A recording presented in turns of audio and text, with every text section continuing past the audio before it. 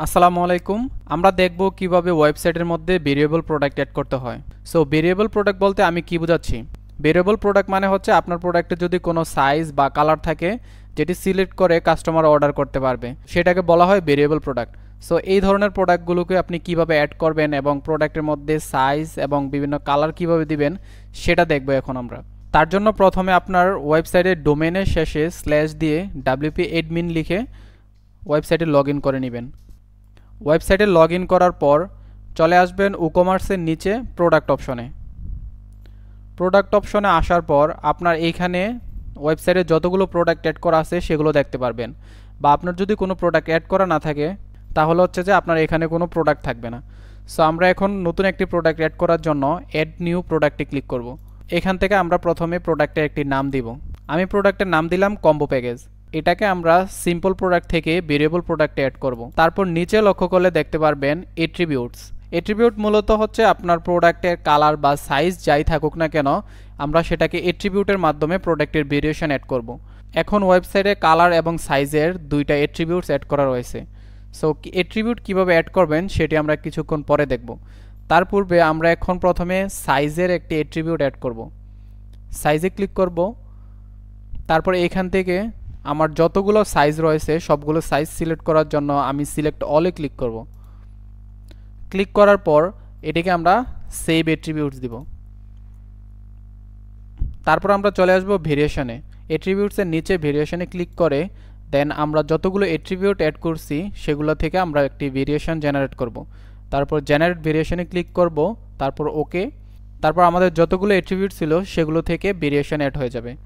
তারপর আমরা এখানে চাইলে প্রত্যেকটা সাইজের জন্য আলাদা আলাদা প্রাইস এবং আলাদা আলাদা ছবি সেট করতে পারবো।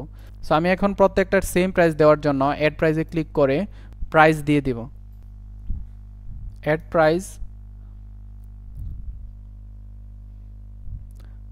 তারপর ডান পাশে লক্ষ্য করে দেখতে পারবেন প্রোডাক্ট ইমেজ।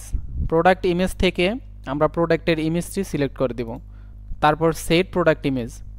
তারপর আমরা চাইলে প্রোডাক্ট গ্যালারির নিচে ক্লিক করে প্রোডাক্টের আরও কয়েকটা ছবি অ্যাড করতে পারবো। সো আমি যদি এগুলোকে অ্যাড করি,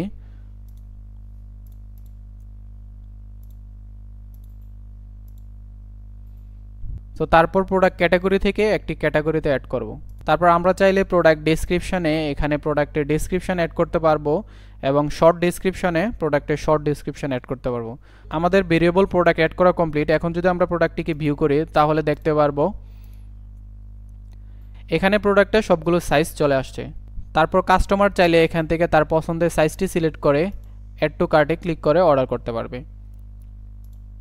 প্রোডাক্টের সাইজ অ্যাড করা কমপ্লিট। এখন আমরা প্রোডাক্টের কালার অ্যাড করব। তার জন্য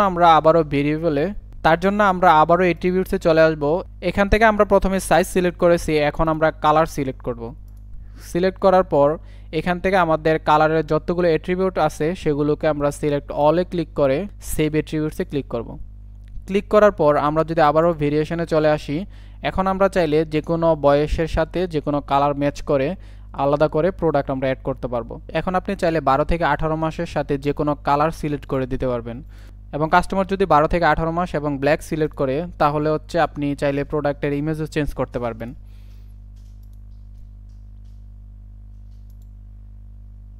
সব কিছু চেঞ্জ করার পর অবশ্যই আপডেট বাটনে ক্লিক করতে হবে।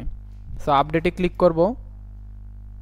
প্রোডাক্ট অ্যাড করা কমপ্লিট। এখন যদি আমরা আবারও প্রোডাক্টটিকে ভিউ করি তাহলে দেখতে পারবো এখানে প্রোডাক্টের সাইজের পাশাপাশি এখানে কালার চলে আসছে। কাস্টমার চাইলে যে কোনো সাইজের সাথে কালার সিলেক্ট করে দেন অর্ডার করতে পারবে।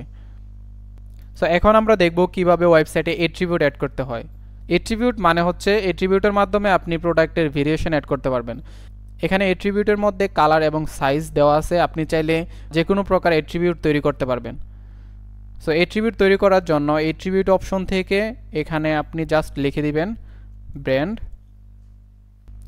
তারপর এট্রিবিউট টাইপ, এটি কি বাটন, কালার নাকি ইমেজ হবে সেটিকে এখান থেকে সিলেক্ট করে দেন হচ্ছে যে আপনি অ্যাড এট্রিবিউটে ক্লিক করবেন।